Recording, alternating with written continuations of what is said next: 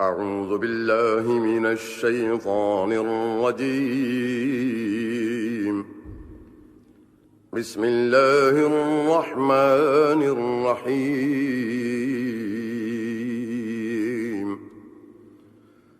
أتل ما أوحي إليك من الكتاب وأقم الصلاة إن الصلاة تنهى عن الفحشاء والمنكر ولذكر الله أكبر والله يعلم ما تصنعون.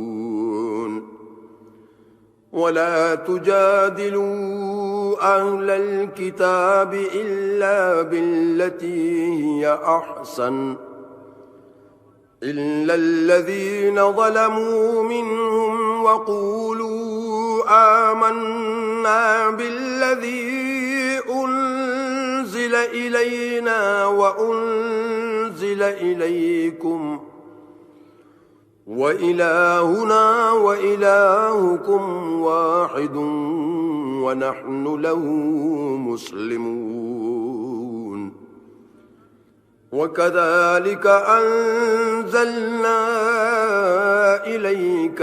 الكتاب فالذين آتيناهم الكتاب يؤمنون به ومن هؤلاء من يؤمن به وما يجحد بآياتنا إلا الكافرون. وما كنت تتلو من قبله من كتاب ولا تخطه بيمينك إذا لارتاب المبطلون. بل هو آيات بينات في صدور الذين أوتوا العلم وما يجحد بآياتنا إلا الظالمون. وقالوا لولا أنزل عليه آيات من ربه قل إنما الآيات عند الله وإنما أنا نذير مبين. أولم يكفهم أنا أنزلنا عليك الكتاب يتلى عليهم إن في ذلك لرحمة وذكرى لقوم يؤمنون. قل كفى بالله بيني وبينكم شهيدا يعلم ما في السماوات والأرض والذين آمنوا بالباطل وكفروا بالله أولئك هم الخاسرون. ويستعجلونك بالعذاب ولولا أجل مسمى لجاءهم العذاب وليأتينهم بغتة وهم لا يشعرون. يستعجلونك بالعذاب وإن جهنم لمحيطة بالكافرين يوم يغشاهم العذاب من فوقهم ومن تحت أرجلهم ويقول ذوقوا ما كنتم تعملون. يا عبادي الذين آمنوا إن إن أرضي واسعة فإياي فاعبدون كل نفس ذائقة الموت ثم إلينا ترجعون والذين آمنوا وعملوا الصالحات لنبوئنهم من الجنة غرفا تجري من تحتها الأنهار خالدين فيها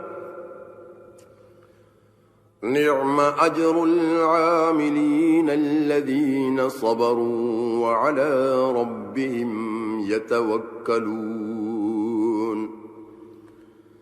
وكأي من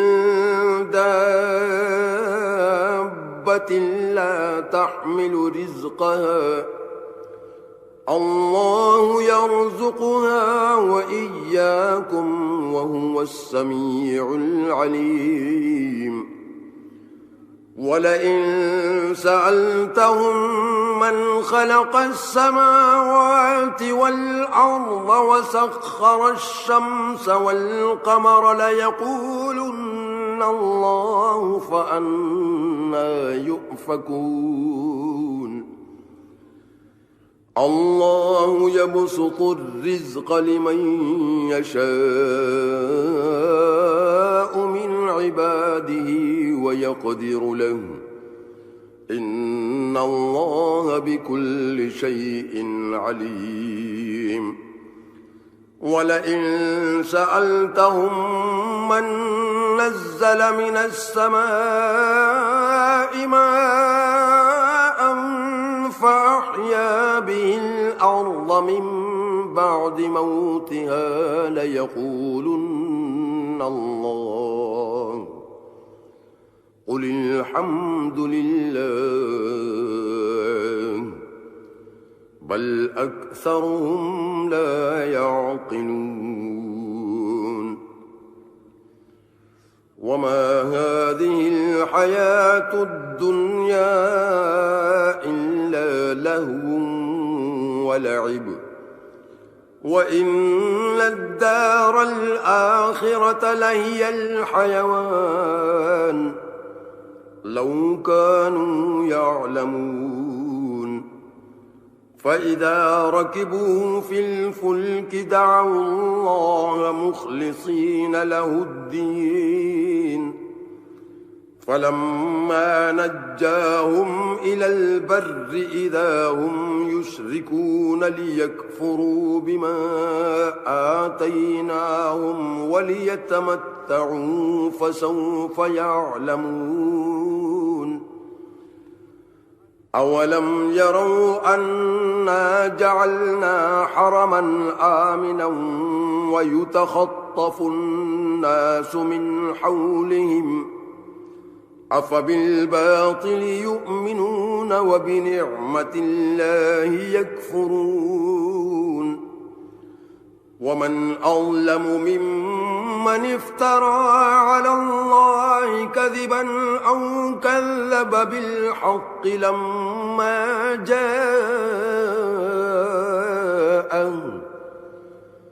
أليس في جهنم مثوى للكافرين والذين جاهدوا فينا لنهدينهم سبلنا وإن الله لمع المحسنين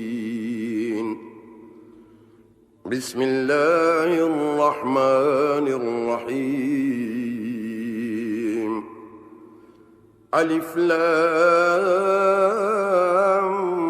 ميم غلبت الروم في أدنى الأرض وهم من بعد غلبهم سيغلبون في بضع سنين لله الأمر من قبل ومن بعد ويومئذ يفرح المؤمنون بنصر الله ينصر من يشاء وهو العزيز الرحيم. وعد الله لا يخلف الله وعده ولكن أكثر الناس لا يعلمون ظاهرا من الحياة الدنيا وهم عن الآخرة هم غافلون. أولم يتفكروا في أنفسهم ما خلق الله السماوات والأرض وما بينهما إلا بالحق وأجل مسمى وإن كثيرا من الناس بلقاء ربهم لكافرون. أولم يسيروا في الأرض فينظروا كيف كان عاقبة الذين من قبلهم كانوا أشد منهم قوة وأثاروا الأرض وعمروها أكثر مما عمروها وجاءتهم رسلهم بالبينات فما كان الله ليظلمهم ولكن كانوا أنفسهم يظلمون. ثم كان عاقبة الذين أساءوا السوء أن كذبوا بآيات الله وكانوا بها يستهزئون. الله يبدأ الخلق ثم يعيده ثم إليه ترجعون. ويوم تقوم الساعة يبلس المجرمون ولم يكن لهم من شركائهم شفعاء وكانوا بشركائهم كافرين. ويوم تقوم الساعة يومئذ يتفرقون. فأما الذين آمنوا وعملوا الصالحات فهم في روضة يحبرون. وأما الذين كفروا وكذبوا بآياتنا ولقاء الآخرة فأولئك في العذاب محضرون. فسبحان الله حين تمسون وحين تصبحون وله الحمد في السماوات والأرض وعشيا وحين تظهرون. يخرج الحي من الميت ويخرج الميت من الحي ويحيي الأرض بعد موتها وكذلك تخرجون. ومن آياته أن خلقكم من تراب ثم إذا أنتم بشر تنتشرون. ومن آياته أن خلق لكم من أنفسكم أزواجا لتسكنوا إليها وجعل بينكم مودة ورحمة إن في ذلك لآيات لقوم يتفكرون. ومن آياته خلق السماوات والأرض واختلاف ألسنتكم وألوانكم إن في ذلك لآيات للعالمين ومن آياته منامكم بالليل والنهار وابتغاؤكم من فضله إن في ذلك لآيات لقوم يسمعون ومن آياته يريكم البرق خوفا وطمعا وينزل من السماء ماء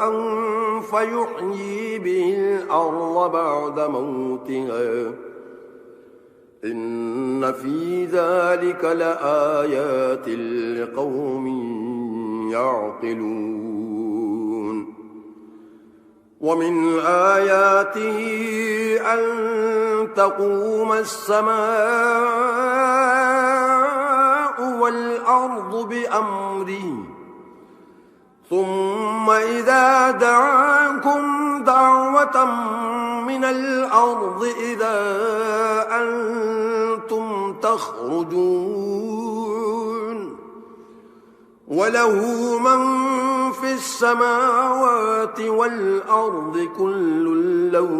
قانتون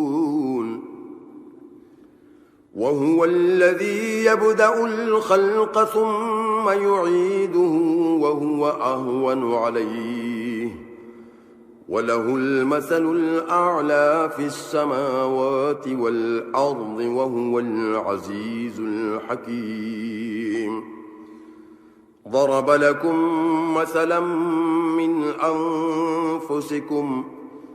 هل لكم مما ملكت أيمانكم من شركاء فيما رزقناكم فأنتم فيه سواء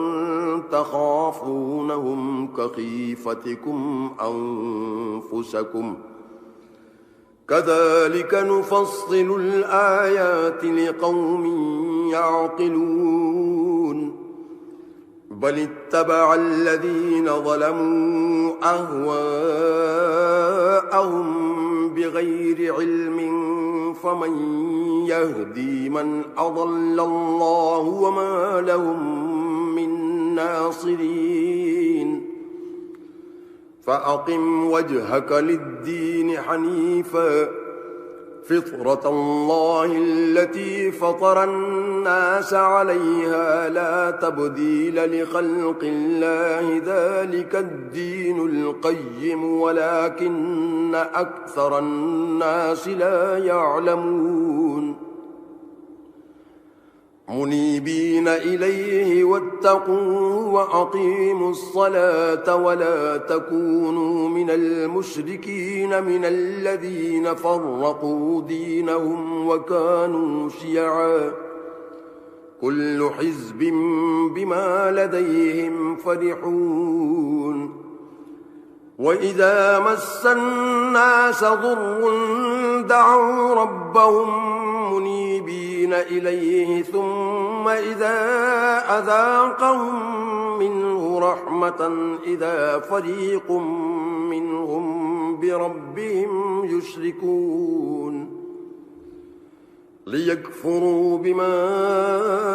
آتيناهم فتمتعوا فسوف تعلمون أم أنزلنا عليهم سلطانا فهو يتكلم بما كانوا به يشركون وإذا أذقنا الناس رحمة فرحوا بها وإن تصبهم سيئة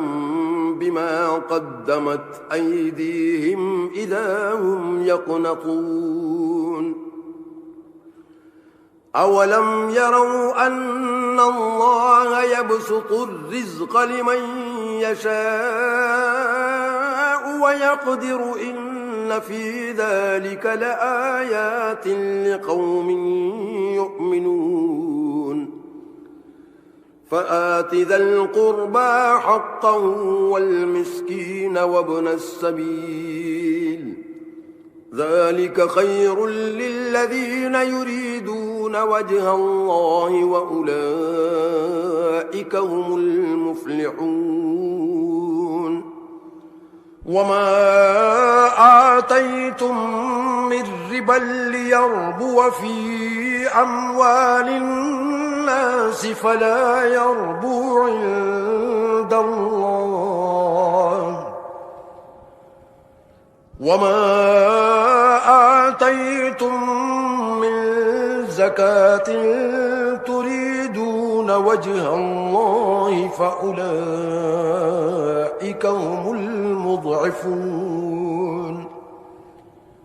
الله الذي خلقكم ثم رزقكم ثم يميتكم ثم يحييكم هل من شركائكم من يفعل من ذلكم من شيء سبحانه وتعالى عما يشركون ظهر الفساد في البر والبحر بما كسبت أيدي الناس ليذيقهم بعض الذي عملوا لعلهم يرجعون قل سيروا في الأرض فانظروا كيف كان عاقبة الذين من قبل كان أكثرهم مشركين فأقم وجهك للدين القيم من قبل أن يأتي يوم لا مرد له من الله يومئذ يصدعون من كفر فعليه كفره ومن عمل صالحا فلأنفسهم يمهدون ليجزي الذين آمنوا وعملوا الصالحات من فضله إنه لا يحب الكافرين ومن آياته أن يرسل الرياح مبشرات وليذيقكم من رحمته ولتجري الفلك بأمره ولتبتغوا من فضله ولعلكم تشكرون ولقد أرسلنا من قبلك رسلا إلى قومهم فجاءوهم بالبينات فانتقمنا من الذين أجرموا وكان حقا علينا نصر المؤمنين الله الذي يرسل الرياح فتثير سحابا فيبسطه في السماء كيف يشاء ويجعله كسفا فترى الودق يخرج من خلاله فإذا أصاب به من يشاء من عباده إذا هم يستبشرون وإن كانوا من قبل أن ينزل عليهم من قبله لمبلسين فانظر إلى آثار رحمة الله كيف يحيي الأرض بعد موتها إن ذلك لمحيي الموتى وهو على كل شيء قدير ولئن أرسلنا ريحا فرأوه مصفرا لظلوا من بعده يكفرون فإنك لا تسمع الموتى ولا تسمع الصم الدعاء إذا ولوا مدبرين وما أنت بهاد العمي عن ضلالتهم إن تسمع إلا من يؤمن بآياتنا فهم مسلمون الله الذي خلقكم من ضعف ثم جعل من بعد ضعف قوة ثم جعل من بعد قوة ضعفا وشيبا يخلق ما يشاء وهو العليم القدير ويوم تقوم الساعة يقسم المجرمون ما لبثوا غير ساعة كذلك كانوا يؤفكون وقال الذين أوتوا العلم والإيمان لقد لبثتم في كتاب الله إلى يوم البعث فهذا يوم البعث ولكنكم كنتم لا تعلمون فيومئذ لا ينفع الذين ظلموا معذرتهم ولا هم يستعتبون ولقد ضربنا للناس في هذا القرآن من كل مثل ولئن جئتهم بآية ليقولن الذين كفروا إن أنتم إلا مبطلون كذلك يطبع الله على قلوب الذين لا يعلمون فاصبر إن وعد الله حق ولا يستخفنك الذين لا يوقنون بسم الله الرحمن الرحيم ألف لام ميم تلك آيات الكتاب الحكيم هدى ورحمة للمحسنين الذين يقيمون الصلاة ويؤتون الزكاة وهم بالآخرة هم يوقنون أولئك على هدى من ربهم وأولئك هم المفلحون ومن الناس من يشتري لهو الحديث ليضل عن سبيل الله بغير علم ويتخذها هزوا أولئك لهم عذاب مهين وإذا تتلى عليه آياتنا ولى مستكبرا كأن لم يسمعها كأن في أذنيه وقرا فبشره بعذاب أليم إن الذين آمنوا وعملوا الصالحات لهم جنات النعيم خالدين فيها وعد الله حقا وهو العزيز الحكيم خلق السماوات بغير عمد ترونها وألقى في الأرض رواسي أن تميد بكم وبث فيها من كل دابة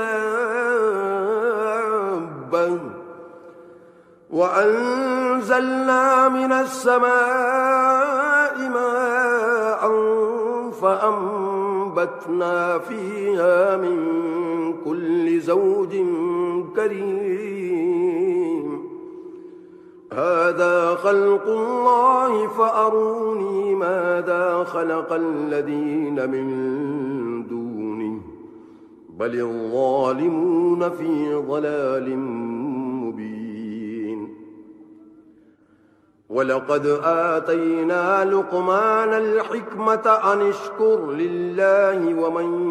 يشكر فإنما يشكر لنفسه ومن كفر فإن الله غني حميد وإذ قال لقمان لابنه وهو يعظه يا بني لا تشرك بالله إن الشرك لظلم عظيم ووصينا الإنسان بوالديه حملته أمه وهنا على وهن وفصاله في عامين أن اشكر لي ولوالديك إلي المصير وإن جاهداك على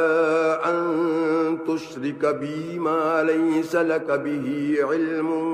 فلا تطعهما وصاحبهما في الدنيا معروفا واتبع سبيل من أناب إلي ثم إلي مرجعكم فأنبئكم بما كنتم تعملون يا بني إنها إن تك مثقال حبة من خردل فتكن في صخرة أو في السماوات أو في الأرض يأت بها الله إن الله لطيف خبير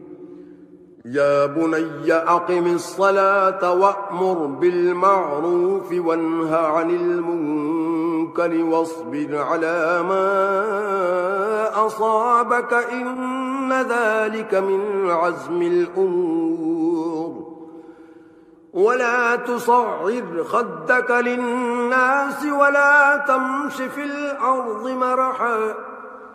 إن الله لا يحب كل مختال فخور واقصد في مشيك واغضض من صوتك إن أنكر الأصوات لصوت الحمير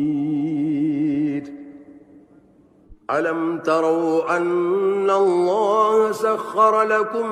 ما في السماوات وما في الأرض وأسبغ عليكم نعمه ظاهرة وباطنة ومن الناس من يجادل في الله بغير علم ولا هدى ولا كتاب منير وإذا قيل لهم اتبعوا ما أنزل الله قالوا بل نتبع ما وجدنا عليه آباءنا أولو كان الشيطان يدعوهم إلى عذاب السعير ومن يسلم وجهه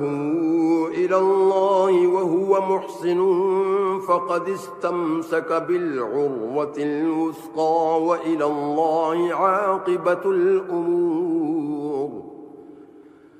ومن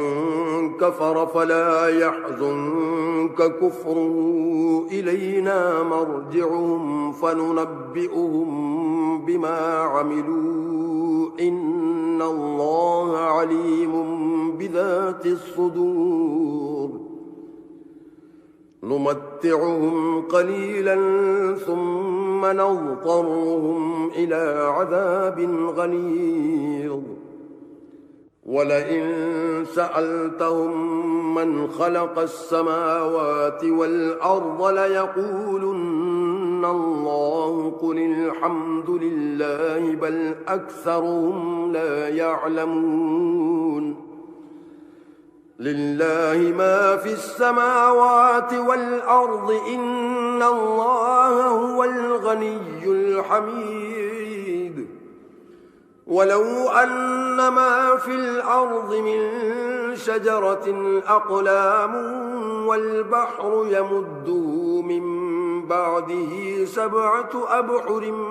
ما نفدت كلمات الله إن الله عزيز حكيم ما خلقكم ولا بعثكم إلا كنفس واحدة إن الله سميع بصير ألم تر أن الله يولج الليل في النهار ويولج النهار في الليل وسخر الشمس والقمر كل يجري إلى أجل مسمى وأن الله بما تعملون خبير ذلك بأن الله هو الحق وأن ما يدعون من دونه الباطل وأن الله هو العلي الكبير ألم تر أن الفلك تجري في البحر بنعمة الله ليريكم من آياته إن في ذلك لآيات لكل صبار شكور وإذا غشيهم موج كالظلل دعوا الله مخلصين له الدين فلما نجاهم إلى البر فمنهم مقتصد وما يجحد بآياتنا إلا كل ختار كفور يا أيها الناس اتقوا ربكم واخشوا يوما لا يجزي والد عن ولده ولا مولود هو جاز عن والده شيئا إن وعد الله حق فلا تغرنكم الحياة الدنيا ولا يغرنكم بالله الغرور إن الله عنده علم الساعة وينزل الغيث ويعلم ما في الأرحام وما تدري نفس ماذا تكسب غدا وما تدري نفس بأي أرض تموت إن الله عليم خبير بسم الله الرحمن الرحيم ألف لام ميم تنزيل الكتاب لا ريب فيه من رب العالمين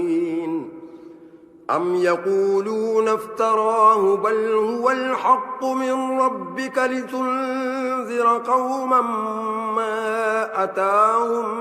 من نذير من قبلك لعلهم يهتدون الله الذي خلق السماوات والأرض وما بينهما في 6 أيام ثم استوى على العرش ما لكم من دونه من ولي ولا شفيع أفلا تتذكرون يدبر الأمر من السماء إلى الأرض ثم يعرج إليه في يوم كان مقداره 1000 سنة مما تعدون ذلك عالم الغيب والشهادة العزيز الرحيم الذي أحسن كل شيء خلقه وبدأ خلق الإنسان من طين ثم جعل نسله من سلالة من ماء مهين ثم سواه ونفخ فيه من روحه وجعل لكم السمع والأبصار والأفئدة قليلا ما تشكرون وقالوا أئذا ضللنا في الأرض أئنا لفي خلق جديد بل هم بلقاء ربهم كافرون قل يتوفاكم ملك الموت الذي وكل بكم ثم إلى ربكم ترجعون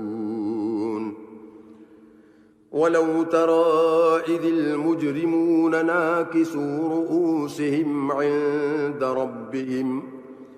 ربنا أبصرنا وسمعنا فارجعنا نعمل صالحا إنا موقنون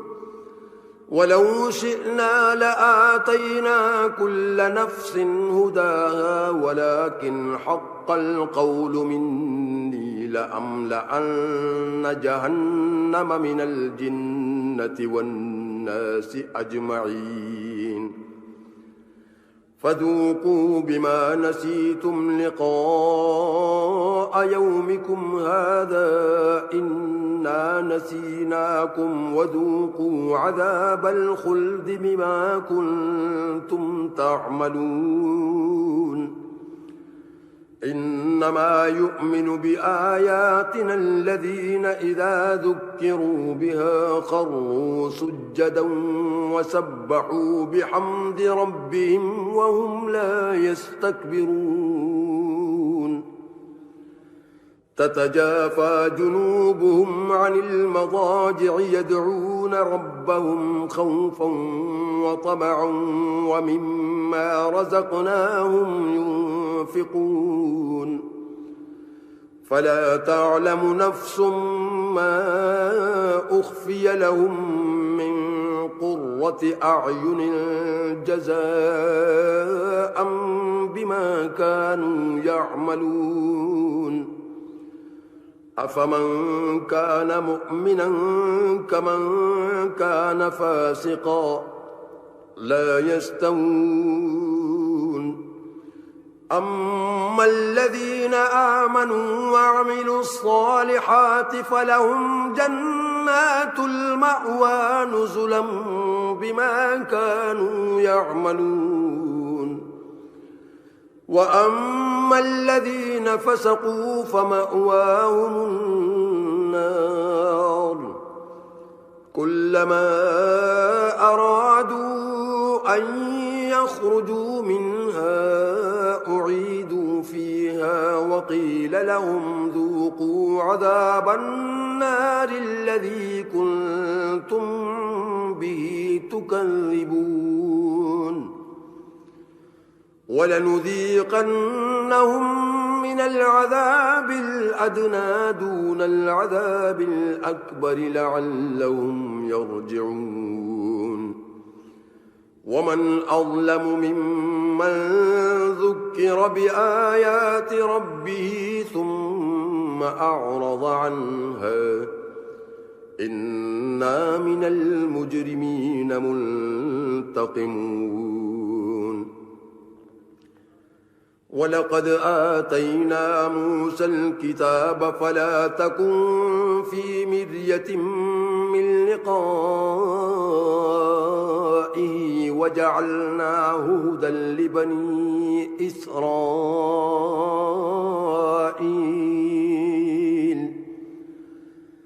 وجعلنا منهم أئمة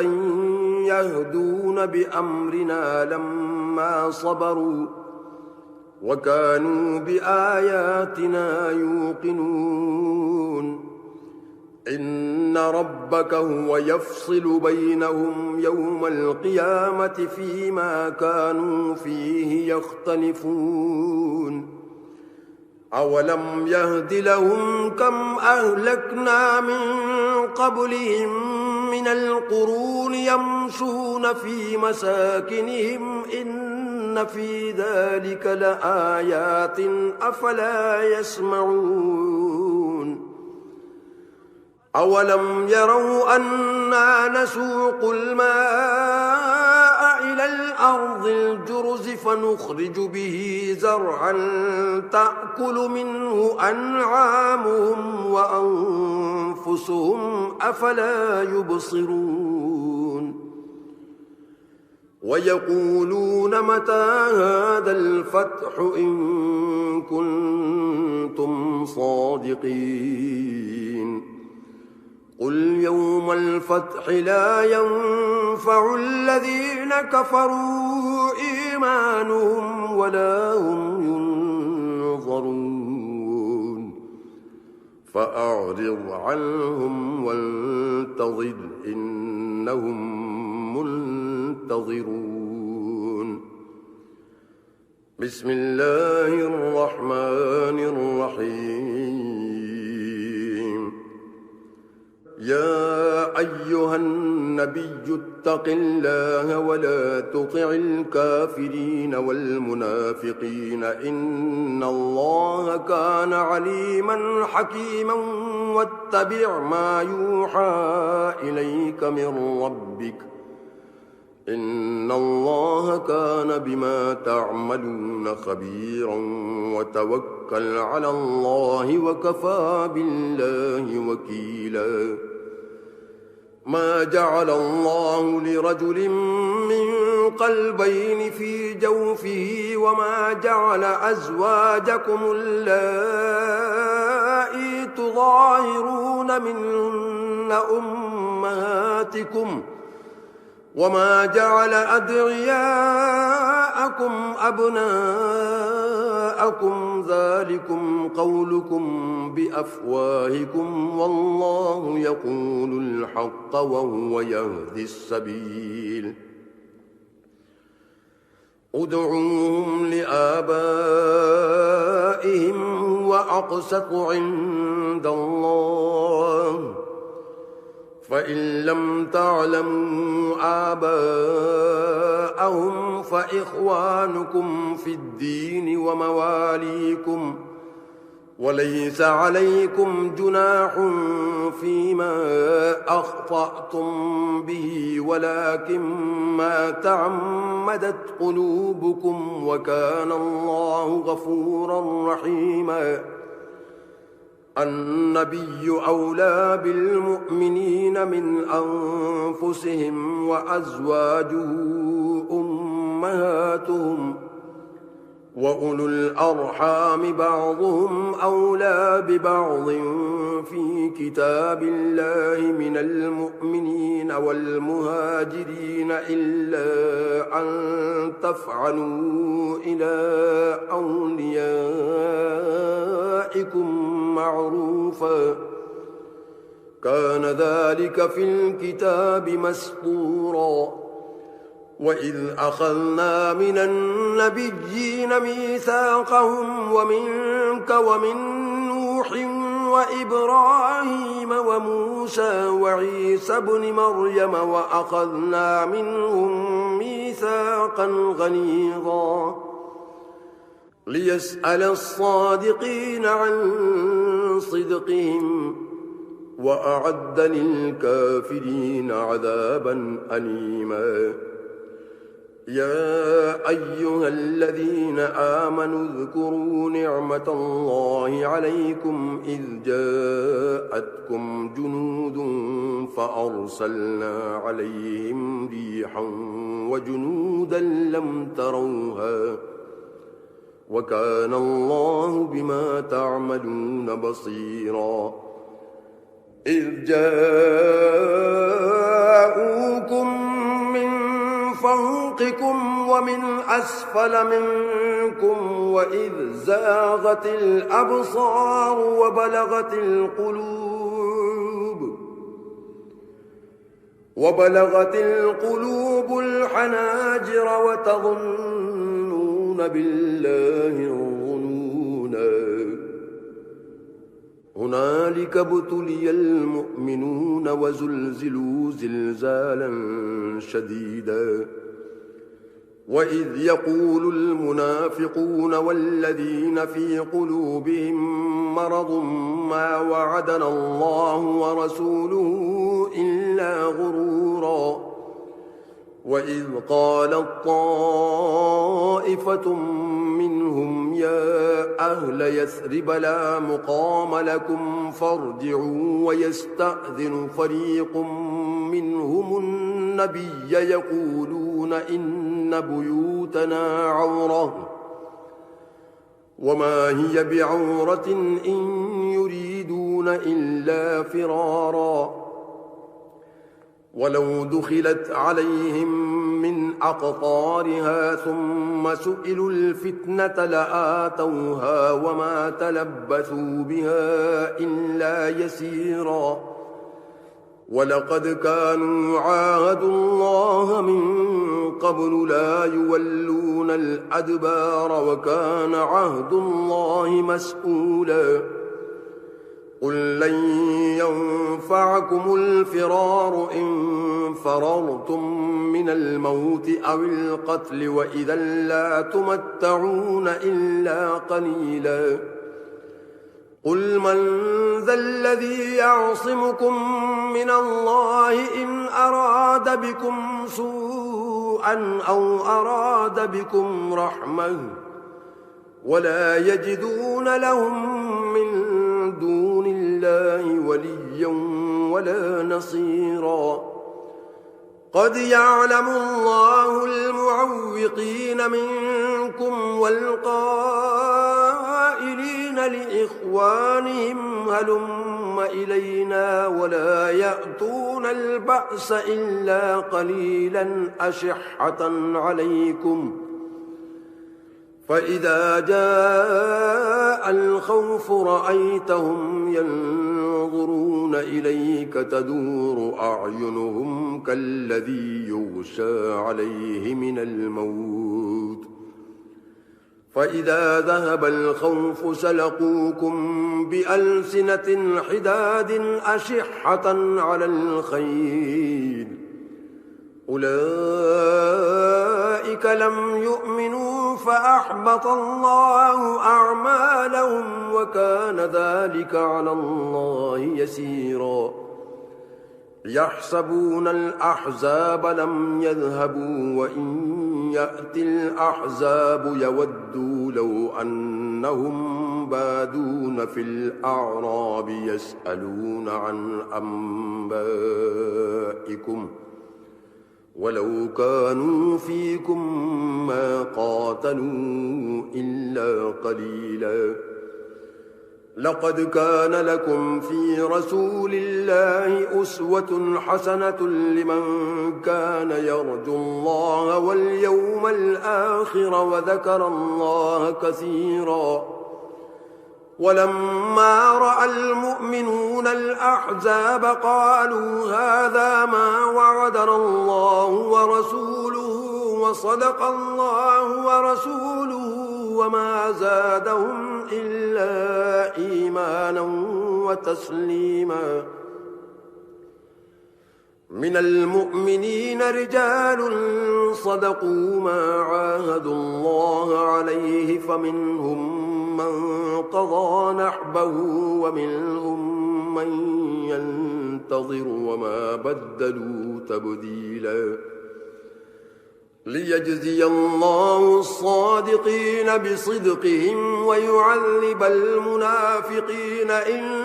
شاء أو يتوب عليهم إن الله كان غفورا رحيما ورد الله الذين كفروا بغيظهم لم ينالوا خيرا وكفى الله المؤمنين القتال وكان الله قويا عزيزا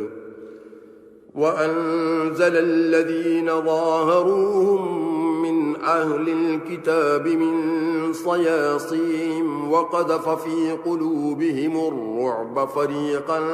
تقتلون وتأسرون فريقا وأورثكم أرضهم وديارهم وأموالهم وأرضا لم تطئوها وكان الله على كل شيء قديرا.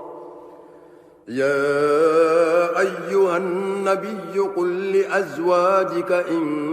كنتن تردن الحياة الدنيا وزينتها فتعالين أمتعكن وأسرحكن سراحا جميلا. وإن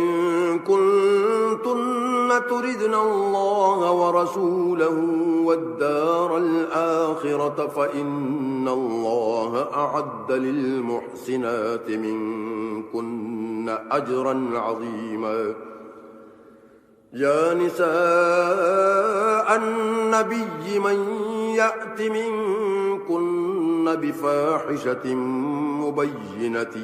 يضاعف لها العذاب ضعفين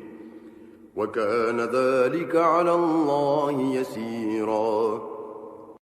أعوذ بالله من الشيطان الرجيم. بسم الله الرحمن